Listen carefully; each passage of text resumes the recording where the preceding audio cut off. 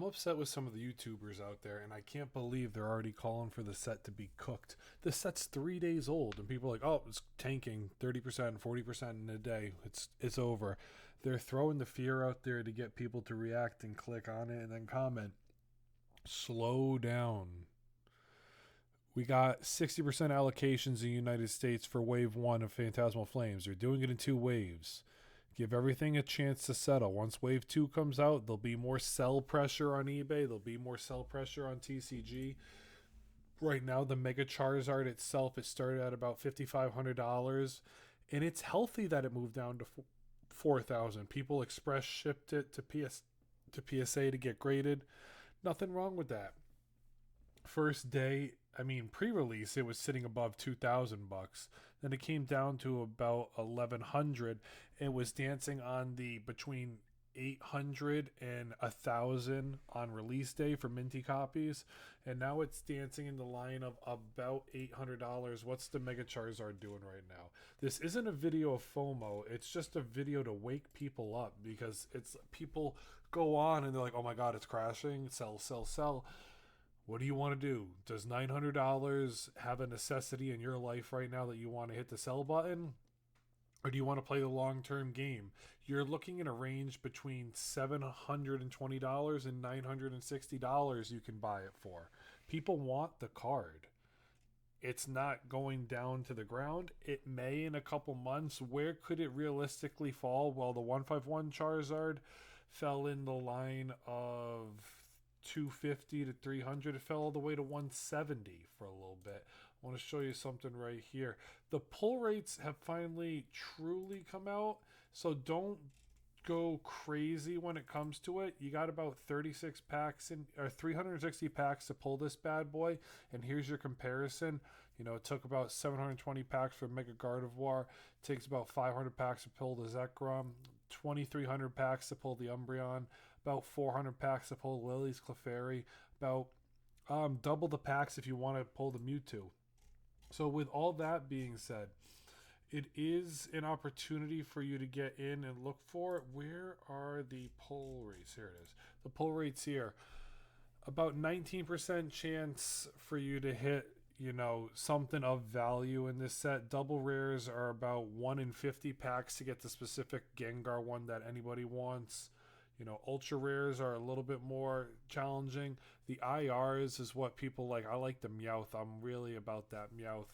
The gold card is still a tough card to pull. It's about 1 in 1,200 packs, which does make it for still a valuable card in the long run. So they didn't just dump the set completely. So that'll help people in the long run. People are focused on the negative side of this set, not the positive. It's a quick set. It's a nice set. They're pushing it out. They're getting ready for the 30th anniversary. This set will be coming out in about another month, 2 months around Christmas with Wave 2. So give it time. Don't go crazy and ape in. Now, the booster boxes is a different story, though. In your Pokemon Center, if you can get a Pokemon Center ETB of this for anywhere between $175 and $200, that's a win right now. Pick it up. $200 for Pokemon Center ETBs is still considered a good deal for ones that have decent promos and ones that have sets that matter. The sets that matter down here at the bottom, I mean, what are we looking at here? Under 200 for a Pokemon Center ETB that matters. Shrouded Fables is a no. Astral Radiance is a no. Chilling Reigns is a no.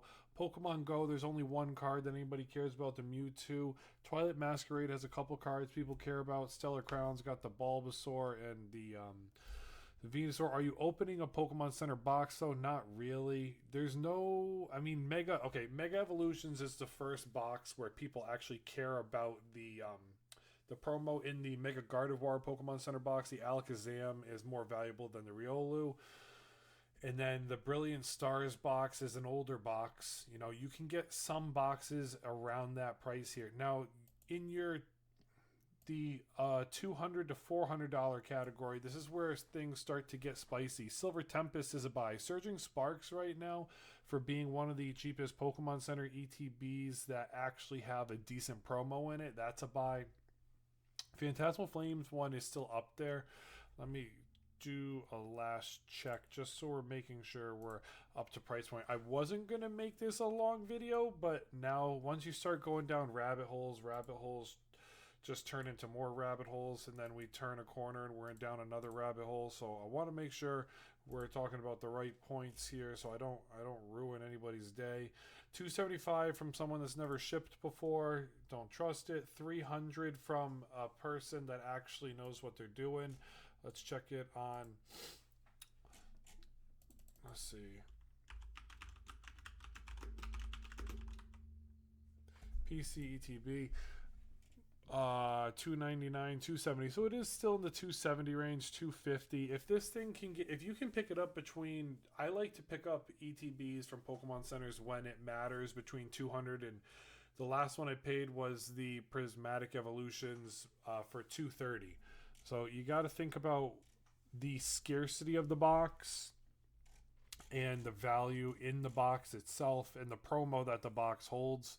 If you want to pick this one up, it's a fire box. It's a better box. That it looks better than the regular ETB. The regular ETB of it, you know, it's chill. It's not terrible. But with the Pokemon Center stamp, the Pokemon one, it is nice. I like it. But at the same time, you know, you got to think about the promo inside if you're calling for value. But yeah, the number one thing about the Phantasmal Flames box is the fact that the Pokemon Center one's way more exclusive. The booster bundle itself is a nice card. So you've got the Mega Charizards falling a little bit. Nothing too crazy. When it comes to the gold card, though, this is where the value is going to see potential opportunity for this set. Right now, it's chilling in the 600 to 700 range. 1,000 for yesterday. What's it doing right now on eBay? So you get the most up-to-date look at it. 620 is your best offer right now. Yeah, last sold 625, but then what looks like potentially a real good copy is about 1,200 in the same day. So there's a $600 difference between ones that look like trash and ones that might be PSA 10 contenders from people that actually have good reviews and they can guarantee good delivery of a product that you want.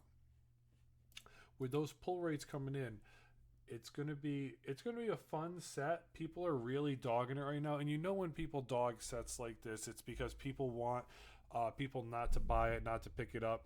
You know, the scary thing is, no matter what Target you go to right now, everybody and their mother has a restock bot. And I was talking to one employee and they said there was 15 people at 11 p.m. when Target was closing. They had to kick everybody out because they're all standing around the MJ Holdings person. And I'm like, really? That's how it is here? He goes, yeah, it was crazy. The person couldn't do their job because everybody was just standing and breathing down their neck. I'm like, man, try to go to a Target at 11 p.m. at night. I don't think nothing good happens after 10 p.m. at night. So just protect yourself out there at the end of the day, guys. I want to win and I want you guys to win too. You know, this is a big secondary market channel. Trying to find the best opportunities out there. But if you can find things at MSRP, it's always a win. So at the end of the day, we try to do the best we can with the sets that we get. And the other card that people cared about, the Dawn, I don't know. So it's like people are like, oh my goodness, Dawn before release was at $140. One YouTuber was like, Dawn was chilling at $150. Yeah, there was like 3 people that tried to sell it on eBay back then. And he's like, oh, now it's down to $50. Well, because everybody's pulling the card. That's normal supply and demand. So just take it into consideration. It's only been out for 3 days, from the 14th down to the 17th right now. It's sitting at around $50, which isn't terrible. Are you going to be, is this set a big set where you have a big chance to make your money back off ripping a booster box? No, it's about a 10 to 15% chance you actually come out with profit or make your money back on ripping a booster box. So you have to take that into consideration when if you're pulling for profit. If you're pulling for enjoyment, you want to rip it with your stepsister or your girlfriend or your wife, whatever you want to do. You know, you gotta enjoy what you're doing at the end of the day. And so if you're molding over the fact that you can't pull for profit, you know, maybe ripping Pokemon packs ain't your thing, you know. But if you're ripping sets for the fun of it, that's a good thing.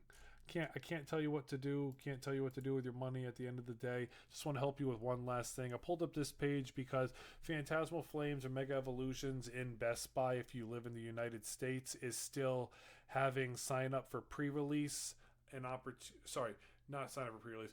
MSRP buys. They're doing a raffle, so sign up through Best Buy. Link your email, and hopefully one of us gets it. It'd be awesome to get Mega Evolutions and Phantasmal Flames at MSRP, and so that's a quick way to do it. I put it on my Twitter here. My Twitter is, it is what it is. It's a Twitter for the necessity of using Twitter. So if you want it, hit a like on it. Just comment "thanks, Pat" or something in the comment section on YouTube if you go through it.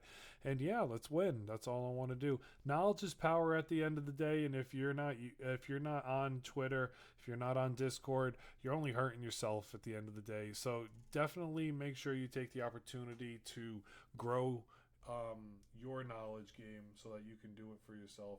And then at the end of the day, let's win. Until next time, everyone. Pat out.